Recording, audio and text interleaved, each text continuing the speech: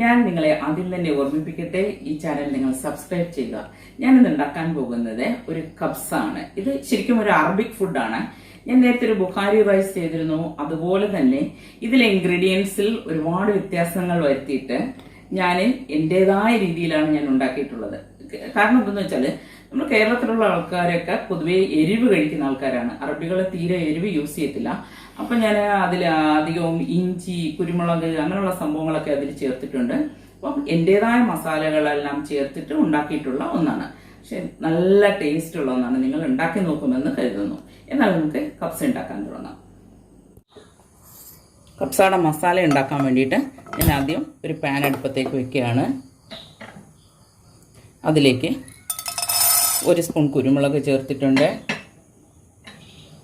1 spoon മല്ലി, 1 spoon ജീരകം, 1 കഷ്ണം ജാതിക്ക, ഒരു 3-4 ഏലക്ക, 3-4 ഗ്രാമ്പൂ, ഒരു 4 ഏലക്ക. നമുക്കിനി ഇതൊന്ന് ഫ്രൈ ചെയ്തെടുക്കാം. ചെറുതായിട്ടൊന്ന് ചൂടായാൽ മാത്രം മതി. ചൂടായി കഴിഞ്ഞിട്ട് നമുക്കിത് പൊടിച്ചെടുക്കാനുള്ളതാണ്.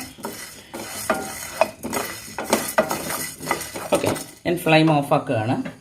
ഇനി നമുക്കൊന്ന് പൊടിച്ചെടുക്കാം. ഇതൊന്ന് ചെറുതായിട്ടൊന്ന് തണുത്തതിന് ശേഷം നമുക്കിത് പൊടിച്ചെടുക്കാം. ഇട്ടിട്ടുണ്ട്. നമുക്കിതൊന്ന് ചതച്ചെടുക്കാം.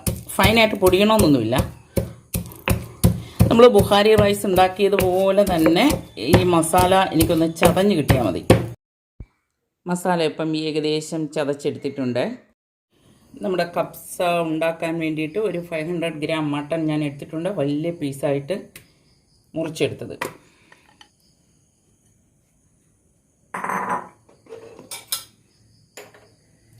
അതിലേക്ക് ഒരു 1.5 ഇഞ്ചിൻ്റെ ഒരു കഷ്ണം ഇഞ്ചി നീളത്തിലരിഞ്ഞത്, ഒരു 5-6 അല്ലി വെളുത്തുള്ളി 2ആയിട്ട് മുറിച്ചത്, ഒരു 3 പച്ചമുളക്, ഒരു ഉണക്ക നാരങ്ങ. ഞാനിത് പുറത്തുനിന്ന് വാങ്ങിയതല്ല, ഞാൻ തന്നെ ഉണക്കി സൂക്ഷിക്കുന്നതാണ്. ഒരു 3 ഗ്രാമ്പൂ, ഒരു 2-3 ഏലക്ക. ഇത്രയും ഞാൻ അതിനകത്ത് ചേർത്ത് കൊടുത്തു. നമുക്ക് നേരത്തെ നമ്മൾ വറുത്തെടുത്തിട്ടുള്ള മസാലയിൽ നിന്നും 2 സ്പൂൺ നമ്മൾക്ക് ഇതിലേക്ക് ആഡ് ചെയ്ത് കൊടുക്കാം. ഒരു 1/4 സ്പൂൺ മഞ്ഞൾപ്പൊടിയും. ഇതൊരു ഇടത്തരം സവാള, കുറച്ച് വലിയ പീസായിട്ട്, അത്ര തീരെ ഫൈനായിട്ട് ഞാൻ അരിഞ്ഞിട്ടില്ല, കുറച്ച് ഒരു വലിയ പീസായിട്ട് അരിഞ്ഞത് ഒരെണ്ണം, ഒരു തക്കാളി അരിഞ്ഞത്, ഈ മട്ടൺ ആവശ്യത്തിനുള്ള ഉപ്പും കൂടി ചേർത്ത് കൊടുക്കുകയാണ്.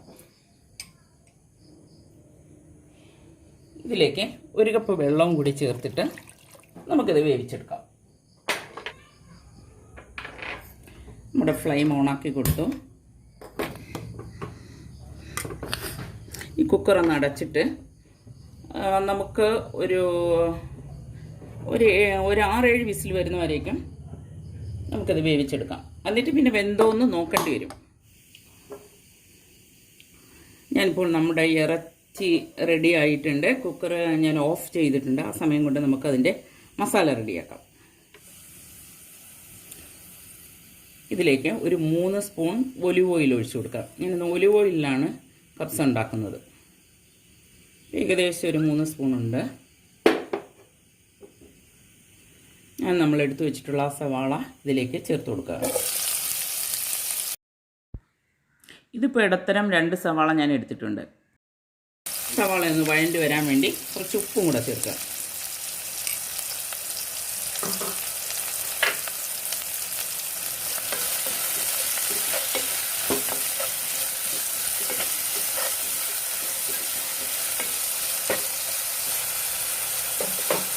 നമുക്കിതൊന്ന് വഴണ്ടി വരാൻ വേണ്ടിയിട്ട് ഒന്ന് അടച്ചു വയ്ക്കാം. നമ്മുടെ സവാള എന്തായി എന്ന് നോക്കാം. ഏകദേശം നന്നായിട്ട് വഴണ്ടിട്ടുണ്ട്. ഞാനിപ്പം ഇതിൽ ഒലിവ് ഓയിലാണ് ഒഴിച്ചിട്ടുള്ളത്. നിങ്ങൾക്ക് ഏത് വെജിറ്റബിൾ ഓയിലും ഒഴിക്കാൻ പറ്റും, വെളിച്ചെണ്ണ ഒഴികെ. വെളിച്ചെണ്ണയിൽ ഇത് ഉണ്ടാക്കിയാൽ ഒരു ടേസ്റ്റ് ഉണ്ടാകത്തില്ല. വെളിച്ചെണ്ണ ഒഴികെ വേറെ ഏത് ഓയിലും പറ്റും. എനിക്കിപ്പോൾ ഒലിവ് ഓയിൽ ഒത്തിരി ഇഷ്ടമാണ്, അതുകൊണ്ടാണ് ഞാനിന്ന് ഒലിവ് ഓയിലിന് ഉണ്ടാക്കുന്നത്. ഇനി നമുക്കിതിലേക്ക് എടുത്തു വെച്ചിട്ടുള്ള ഇഞ്ചി വെളുത്തുള്ളി അരച്ചത് ഇട്ട് കൊടുക്കാം. ഇതിപ്പോൾ രണ്ടും കൂടെ ഞാനൊരു 3/4 ടേബിൾ സ്പൂൺ മാത്രമേ എടുത്തിട്ടുള്ളൂ. ഇതിന് മസാലയൊക്കെ കുറച്ച് മതി.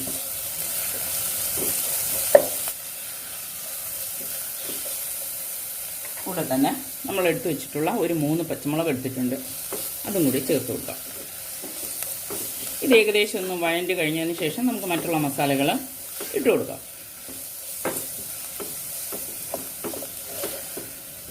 ഈ കബ്സയും ബുഖാരിയൊക്കെ ഉണ്ടാക്കാൻ ഒരുപാട് എളുപ്പമാണ്. നമ്മുടെ ബിരിയാണിയേക്കാളും ഒത്തിരി ഈസി ആയിട്ട് ഉണ്ടാക്കാൻ പറ്റും. ഇതിലേക്ക് ഞാൻ അരച്ചു വെച്ചിട്ടുള്ള 2 തക്കാളി ഇതിലേക്ക് ഒഴിച്ചു കൊടുക്കാം. നമ്മളിപ്പം 1 തക്കാളി മറ്റേ മട്ടനകത്ത് ചേർത്തിട്ടുണ്ട്. കൂടാതെ ഇപ്പോൾ 2 തക്കാളി അരച്ചത് ഇതിൽ ഒഴിച്ചു കൊടുത്തിട്ടുണ്ട്.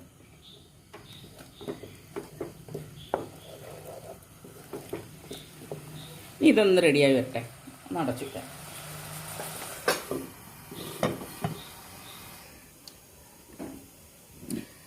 നമ്മുടെ തക്കാളി ഒന്ന് ഇളക്കി കൊടുക്കാം. തക്കാളി ഇപ്പോൾ ഏകദേശം നന്നായിട്ട് വഴണ്ടി വന്നിട്ടുണ്ട്. ഇനി ഇതിലേക്ക്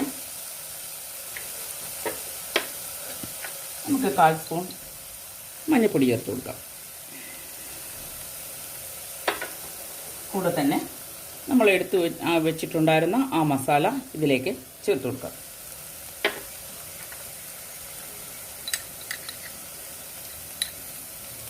ഒരു 1/2 സ്പൂൺ ഡ്രൈ മിൻറ്റ് ഞാൻ ചേർക്കുകയാണ്. എന്നിട്ട് നന്നായിട്ടൊന്ന് ഇളക്കി കൊടുക്കും. നല്ല മസാലയുടെ മണം കിട്ടുന്നു. ഇതിലേക്ക് നമുക്ക് 1 ടേബിൾ സ്പൂൺ ടൊമാറ്റോ സോസ് ചേർത്ത് കൊടുക്കാം. എല്ലാം കൂടി നന്നായിട്ട് ഇളക്കി കൊടുക്കാം. ഇതിൻ്റെ കൂടെ 1 സ്പൂൺ ചെറുനാരങ്ങ നീര്.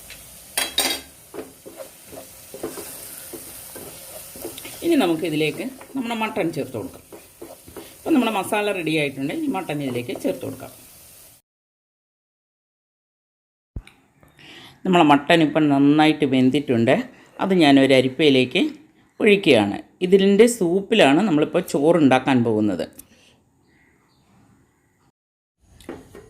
ഈ മട്ടൺ ഞാനിപ്പോൾ ഇതിലേക്ക് ഇടുകയാണ്.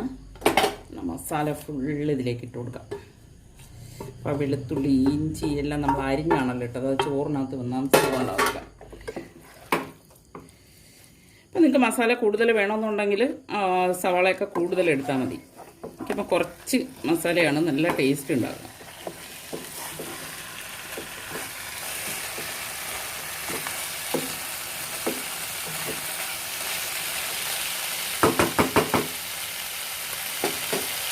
നമുക്കിതൊന്ന് അടച്ചു കൊടുക്കാം.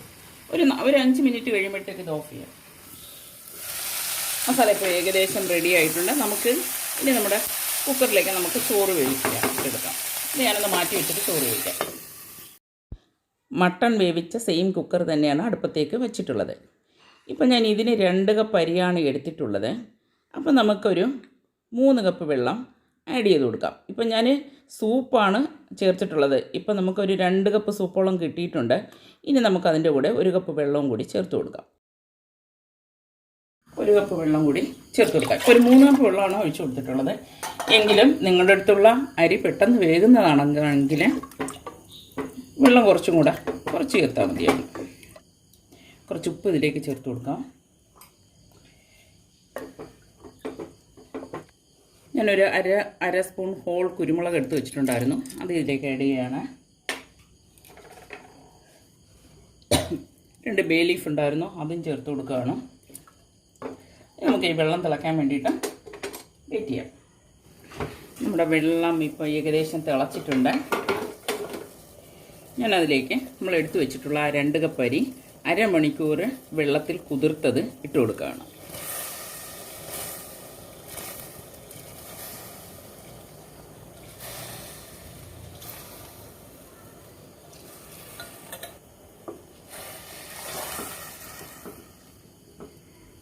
ഇത് നന്നായി തിളച്ചതിന് ശേഷം നമുക്ക് ഫ്ലെയിം നല്ല ലോ ആക്കി കൊടുക്കാം.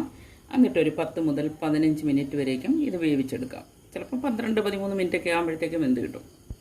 നമ്മുടെ ചോറ് വേകുമ്പോഴേക്കും നമുക്കൊരു സാലഡ് ഉണ്ടാക്കാം.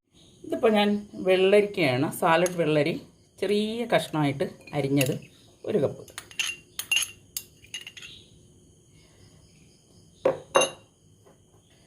ക്യാരറ്റ് കുഞ്ഞായിട്ട് അരിഞ്ഞത് 1 കപ്പ്. ഇതിലേക്ക് 1/4 കപ്പ് ക്യാപ്സിക്കം, 1 തക്കാളിയുടെ പകുതി ഞാൻ അതിൻ്റെ അരി കളഞ്ഞിട്ട് എടുത്തിട്ടുള്ളതാണ്.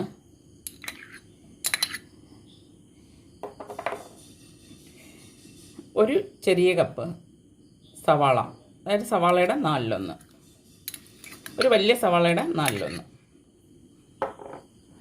പിന്നെ ഒരു പച്ചമുളക് എന്ന് വെച്ചാൽ വളരെ പിഞ്ചായിട്ടുള്ള പച്ചമുളക്, അരി വെച്ച് വരുന്നതേ ഉള്ളൂ, ചെറിയ എരിവേ കാണത്തുള്ളൂ. കൂടുതൽ എരിവായാലും നമുക്കത് കഴിക്കാൻ പറ്റില്ല. അപ്പോൾ ഒരു പകുതി നാരങ്ങയുടെ നീര്,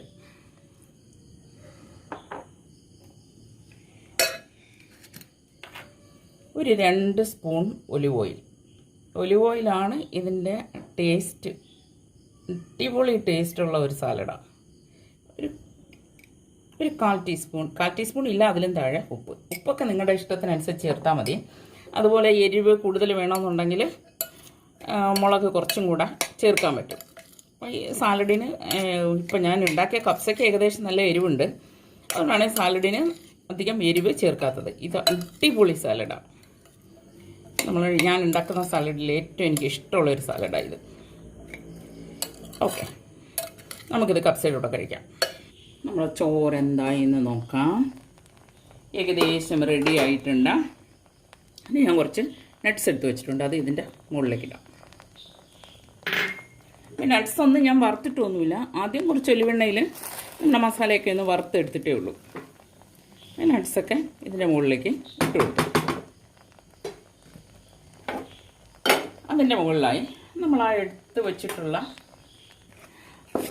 മട്ടനും മസാലയും ചേർന്നിട്ടുള്ളത് ഇതിൻ്റെ പുറത്തോട്ട് നമുക്ക് വെച്ച് കൊടുക്കാം.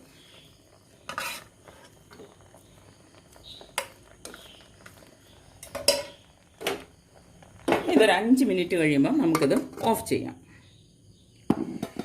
നമ്മുടെ കപ്സ എന്തായി എന്ന് നോക്കാം. നന്നായിട്ട് വെന്തിട്ടുണ്ട്. അടിപൊളി മണമൊക്കെ ഇങ്ങനെ വരുന്നുണ്ട്. നമുക്കിനി ഇത് വേറൊരു പ്ലേറ്റിലേക്ക് മാറ്റാം.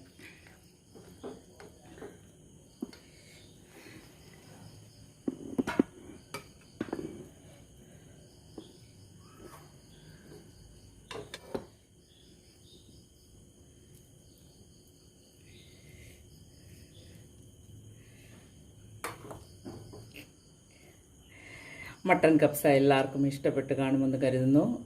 ലൈക്ക് ചെയ്യുക, സബ്സ്ക്രൈബ് ചെയ്യുക, നിങ്ങളുടെ വിലയേറിയ കമൻറ്റുകൾ പോസ്റ്റ് ചെയ്യുക.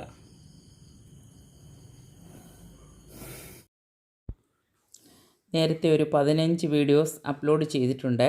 ഇതെൻ്റെ 16ാമത്തെ വീഡിയോ ആണ്. നിങ്ങൾ കണ്ടിട്ടില്ല എന്നുണ്ടെങ്കിൽ കാണുക, സബ്സ്ക്രൈബ് ചെയ്യുക. 2 ദിവസം കഴിഞ്ഞ് അടുത്ത വീഡിയോയുമായി വരുന്നവരേക്കും ബൈ ബൈ.